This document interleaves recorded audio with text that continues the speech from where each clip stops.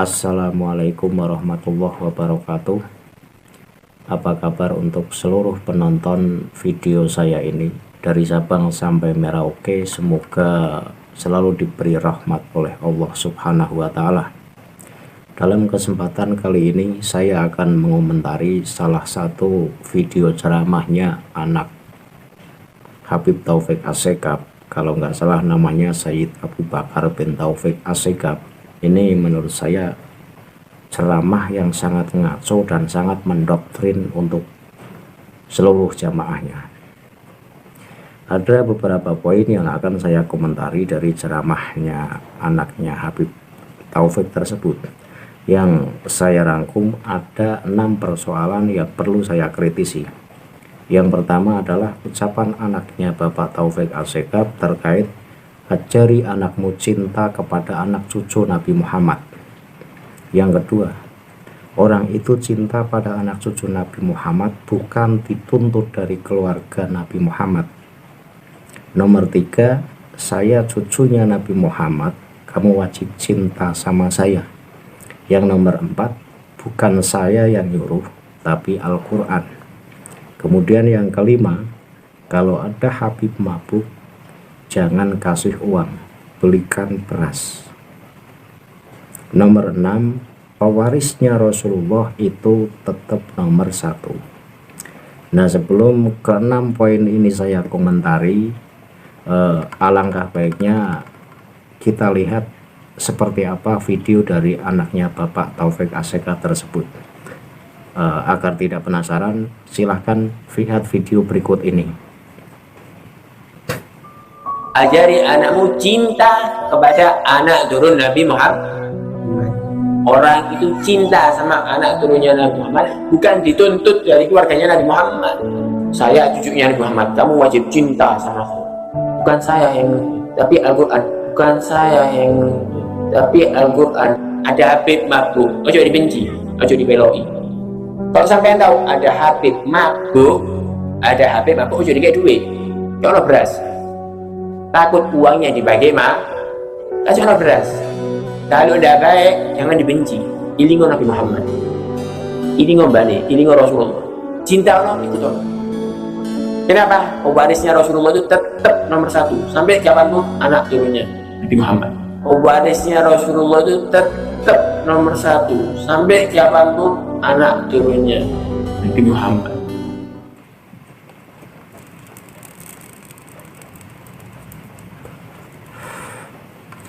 Dari video yang baru saja penonton lihat, itu bagi penonton yang berilmu, ini akan ketawa terpingkal-pingkal dengan video semacam itu. Itu ceramah apaan? Itu ceramah mendoktrin, yaitu ajari anakmu cinta kepada anak cucu Nabi Muhammad. Jelas anak-anak dan keturunan saya dan juga seluruh keturunan umat muslim pada umumnya pun diajari untuk mencintai junjungan kita Nabi Muhammad Shallallahu Alaihi Wasallam. Bukan cuma diajari cinta dan hormat kepada anak cucu Nabi semata, tapi untuk semua manusia, anak kami dan anak seluruh umat muslim itu memang dituntut untuk bisa menghormati sesama manusia. Ini perlu dicatat. Jadi jangan ngomong ajari anakmu cinta kepada anak cucu Nabi Muhammad semata, jadi seakan-akan Anda maunya menang sendiri. Kamu yang merasa cucu Nabi Muhammad minta diberi penghormatan lebih, tanpa memandang orang lain pun punya hak yang sama untuk dihormati juga. Ini ajaran Islam tidak semacam itu. Sekali lagi, itu adalah ucapan-ucapan doktrin agar klanmu itu dihormati lebih ketimbang penghormatan kepada yang lainnya. Yang kedua, orang itu cinta pada anak cucu Nabi Muhammad bukan dituntut dari keluarganya Nabi Muhammad. Betul. Jadi memang seluruh umat muslim itu seyogianya mencintai Nabi Muhammad dan duriah-duriahnya. Itu betul. Dan rasa cinta itu bukan karena dituntut oleh keluarganya, tapi Anda yang merasa mengaku sebagai keturunan Rasul, kenapa mendoktrin? Anda yang menyuruh.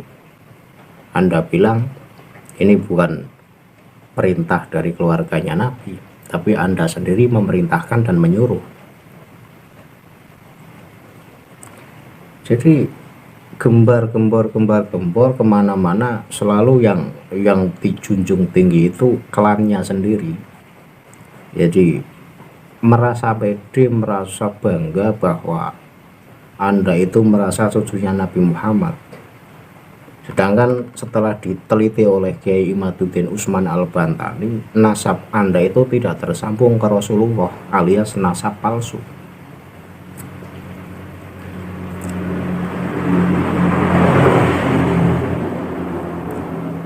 Saya akan mengutip salah satu ayat Al-Quran, yang ayat ini ada pada surat Al-Anbiya ayat 107, yang bunyinya wa ma arsalnaka illa rahmatan lil alamin. Tidaklah kami mengutusmu Muhammad melainkan untuk menjadi rahmat bagi sekalian alam.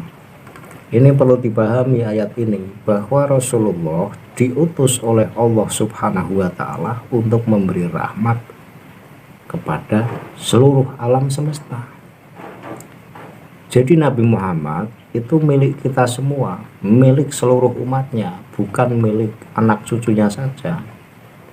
Saya pun memiliki, dan umat-umat muslim lainnya pun memiliki, karena penciptaan Rasulullah itu memang menjadi utusan Allah untuk menjadi rahmat untuk seluruh alam. Rahmat itu apa sih?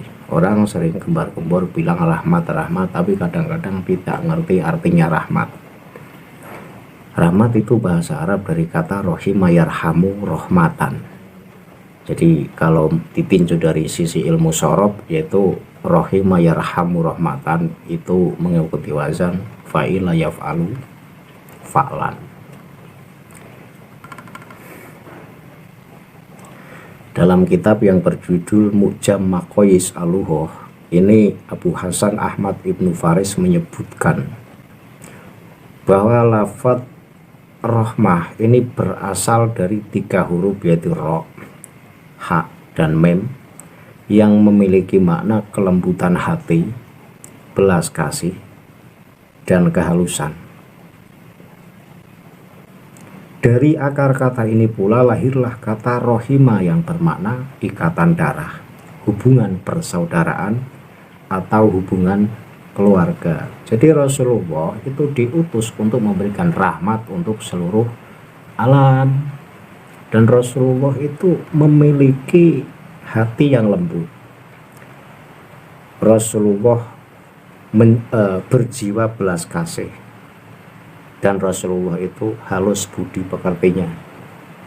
Sekarang saya tanya, Anda yang gembar-gembor mengaku keturunan Rasulullah, ini sifatnya itu seperti sifat Rasulullah tidak? Kalau saya lihat sih tidak. Gembar-gembor ke sana kemari ngakunya cucu Rasulullah, minta dihormati lebih, tapi sifat Anda tidak mencerminkan sifat Rasulullah. Jadi saya sanksi kalau Anda itu keturunan Rasulullah beneran. Catat itu.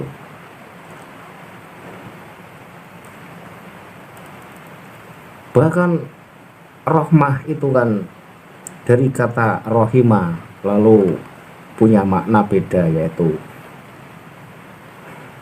lahirlah makna ikatan darah, kemudian hubungan persaudaraan atau hubungan keluarga.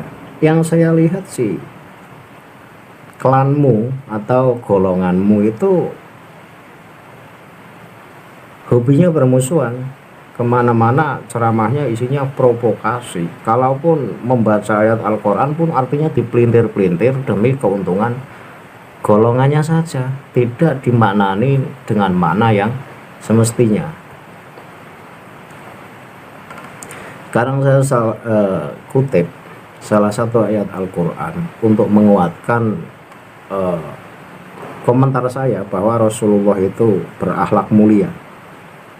Dalam surat Al-Ahzab ayat 21, Allah berfirman, laqad kana lakum fi rasulillahi uswatun hasanah liman kana yarjullaha wal yaumal akhir wa dzakarallaha katsira, yang artinya sesungguhnya telah ada pada diri Rasulullah itu suri tauladan yang baik bagimu, yaitu bagi orang yang mengharap rahmat Allah dan kedatangan hari kiamat, dan dia banyak menyebut Allah. Jadi jelas Rasulullah itu memang tercipta, itu memang jiwanya itu ada suri tauladan yang baik. Untuk siapa? Untuk seluruh umatnya. Jadi Rasulullah itu mencontohkan hal-hal yang baik, mencerminkan sifat-sifat yang baik kepada umatnya. Lah Anda, kalau saya lihat itu beber blas tidak mencerminkan tingkah laku Rasulullah, tapi ngakunya cucu Rasulullah. Jadi sifat Anda dan sifat moyang yang kamu aku sebagai moyangmu itu berbeda jauh. Jadi saya sanksi keturunan darah suci tapi tidak mencerminkan darah suci. Kemudian Rasulullah itu juga berakhlak atau menghormati pada yang lebih tua. Bahkan dalam salah satu hadis itu dijelaskan, An Anas bin Malik qala Rasulullah sallallahu alaihi wasallam ma akrama sabun sayhun lisinnihi illa qaidallahu lahu man yukrimhu inda sinnihi. Ini Rasulullah bersabda, tidakkah seorang pemuda menghormati orang yang tua karena umurnya, melainkan Allah akan menjadikan untuknya orang yang menghormatinya karena umurnya pula. Hadis ini diriwayatkan oleh Imam Tirmidzi. Artinya perlu kita garis bawahi kesimpulan dari hadis ini. Hadis ini diartikan secara menyeluruh, diartikan dengan secara penuh bahwa Rasulullah mengajari umatnya untuk selalu saling menghormati satu sama lain. Yang tua diajari menghormati pada yang lebih tua, dan yang tua juga menghargai yang muda. Dengan yang muda menghargai yang tua, kalau si muda itu menjadi tua di kemudian hari pun akan dihormati oleh yang lebih muda lagi. Ini kan jelas bahwa ajaran Rasulullah itu soal hormat menghormati ini kewajiban untuk seluruh umat, bukan pribumi harus menghormati lebih pada anak cucu Nabi, itu tidak. Ajaran Islam itu enggak beda-beda. Ajaran Islam itu untuk seluruh umat. Jadi kadang-kadang saya itu enak dengar ceramah habaib yang secara keilmuan itu meragukan, tapi sudah gembar-gembor kemana-mana, seakan-akan ilmunya itu paling mumpuni. Oke lah kalau yang dengar itu orang yang tidak berilmu. Nah kalau yang dengar itu orang yang berilmu, ini kan akan menjadi kacau. Yang dengar saya aja kacau kok dengarnya.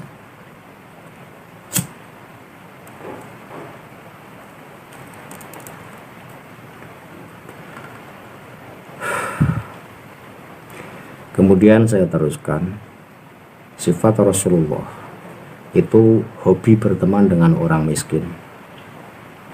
Bahkan berdoa hidupnya semoga dijadikan miskin, dan kelak matinya pun dalam kondisi miskin, dan nanti pada hari kiamat pun berdoa semoga bisa berkumpul dengan orang-orang yang miskin. Ini Rasulullah, dan terdokumentasi dalam salah satu hadis.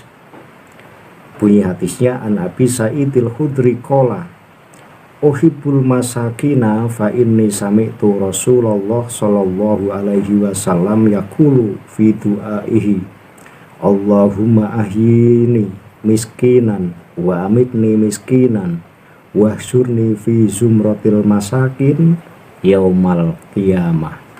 Ini doa Rasulullah. Jadi Rasulullah itu memohon kepada Allah Subhanahu wa Ta'ala agar dijadikan orang yang miskin. Kemudian matinya pun Rasulullah berdoa agar dimatikan oleh Allah dalam kondisi miskin pula. Kemudian pada hari kiamat Rasulullah pun memohon kepada Allah supaya bisa berkumpul dengan orang-orang yang miskin. Ini Rasulullah, ini sifat Rasulullah. Lah Anda yang mengaku cucunya Rasulullah itu seperti Rasulullah? Tidak. Kamu jangan bilang berjuang, saya kemana-mana dakwah menyebarkan Islam karena saya cucu Rasulullah. Yang Anda cari itu apa? Yang Anda cari itu keuntungan, yang Anda cari itu harta. Rasulullah berjuang ya berjuang aja, tidak mencari kekayaan. Iya kan? Iya. Itu saya kritisi.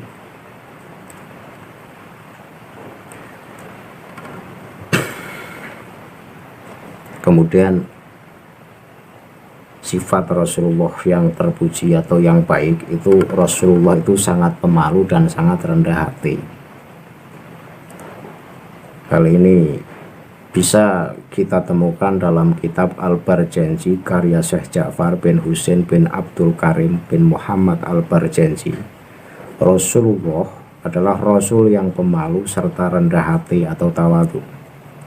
Keterangan ini dapat ditemukan pada kitab tersebut halaman 123 sebagaimana kutipannya, wa kana Rasulullah sallallahu alaihi wasallam syadidal haya'i wa tawadhu. Jadi bahwa Rasulullah itu sangat pemalu dan sangat rendah hati. Ini yang perlu dicatat. Rasulullah itu sangat pemalu. Malu ini artinya luas. Melakukan hal-hal yang maksiat pun malu, dawir juga malu. Enggak, Rasulullah enggak dawir. Berbuat maksiat juga enggak.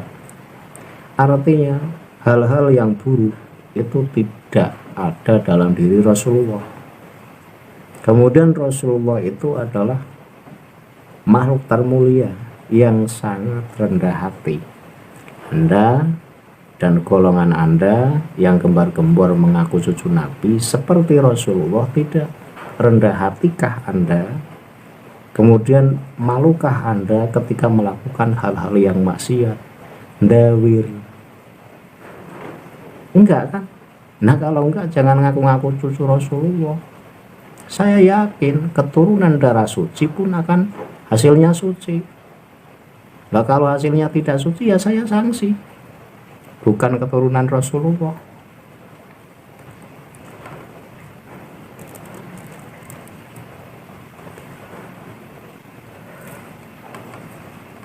Ini saya kutip sedikit sifat-sifat Rasulullah yang terpuji. Jadi anaknya Pak Taufik Al-Saigab itu ngaco kalau ceramah, minta ajari anakmu cinta kepada anak cucu Nabi Muhammad. Iya, anakku dan seluruh anaknya umat muslim memang diajari untuk cinta kepada anak cucu Nabi Muhammad. Tapi tidak itu saja, bahkan saya ajari untuk cinta dan hormat kepada sesama. Karena soal hormat menghormati itu memang hak setiap umat. Gak ada perbedaan kasta gitu loh artinya. Terus pernyataan Anda kemudian orang itu cinta pada anak cucu Nabi Muhammad bukan dituntut dari keluarganya Nabi Muhammad. Lawang kamu yang nuntut, kamu yang perintah. Kalau kamu ngaku keluarganya Nabi, katanya bukan keluarga Nabi yang nyuruh, tapi kamu yang nyuruh. Ayo. Kemudian ucapan Anda yang berikutnya, saya cucunya Nabi Muhammad, kamu wajib cinta sama saya. Ini ucapan-ucapan semacam ini doktrin Masa keturunan orang besar ngaku saya keturunan orang besar, kamu wajib hormat sama saya? Kan dengarnya aja lucu. Keturunan orang besar, keturunan orang mulia, itu jiwanya mulia, tidak memaksa ngemis-ngemis penghormatan. Ini kan namanya ngemis-ngemis penghormatan. Itu bukan keturunan yang mulia, itu keturunan yang rendah. Ngemis-ngemis penghormatan kok.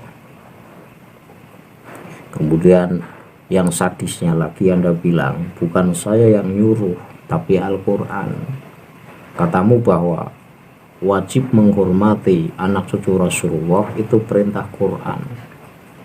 Iya, perintah Quran. Tapi konteksnya itu bukan hanya untuk anak cucu Rasulullah semata, tapi untuk seluruh manusia.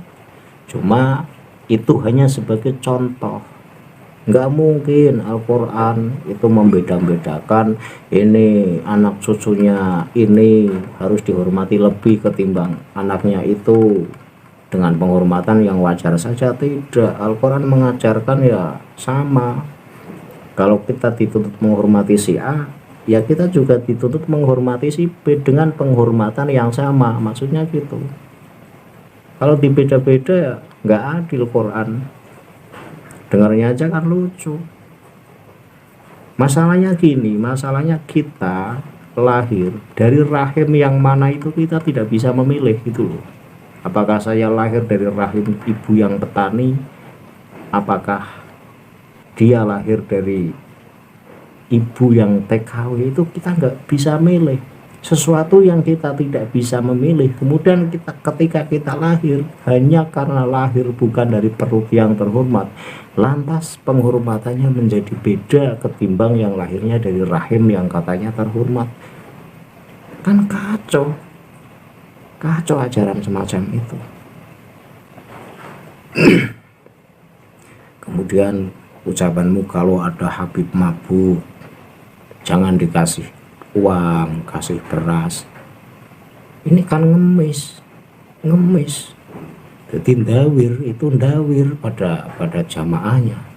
Seakan-akan kalau Habib itu bebas bermaksiat, tetap mulia, sedangkan pribumi atau orang selain keturunan Rasulullah itu kalau maksiat berdosa. Maksiat yang tetap maksiat, tidak pandang bulu apakah itu keturunan Nabi atau bukan. Kalau maksiat ya tetap maksiat, nggak ada pembedaannya. Jadi kacau Anda ceramah gitu kan, bikin emosi.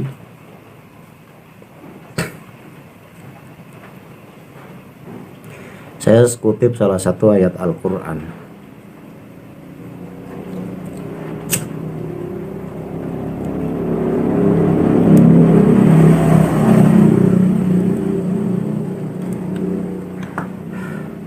Saya kutip salah satu ayat Al-Quran, yaitu surat Al-Isra ayat 70.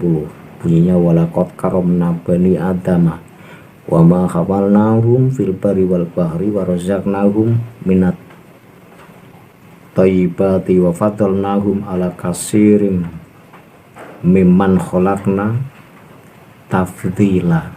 Ini artinya sungguh kami telah memuliakan anak cucu Adam dan kami angkut mereka di darat dan di laut. Kami anugerahkan pula kepada mereka rezeki dari yang baik-baik, dan kami lebihkan mereka di atas banyak makhluk yang kami ciptakan dengan kelebihan yang sempurna. Ini Allah loh yang berfirman, bahwa Allah itu memuliakan anak cucu Adam.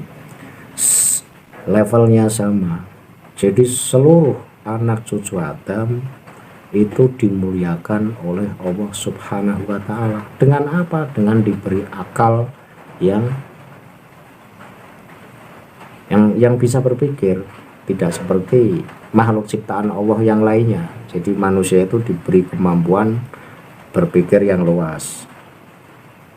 Ini cara Allah memuliakan manusia semacam itu. Sama, nggak ada membeda-bedakan, itu nggak ada.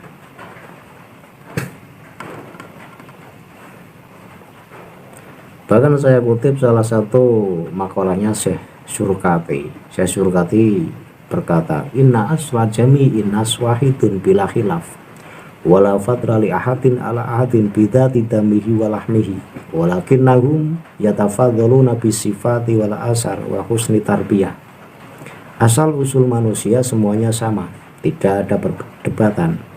Seorang dimuliakan bukan karena darah dagingnya atau dari nasabnya, tetapi mereka dimuliakan karena sifat perilaku dan pendidikan yang bagus.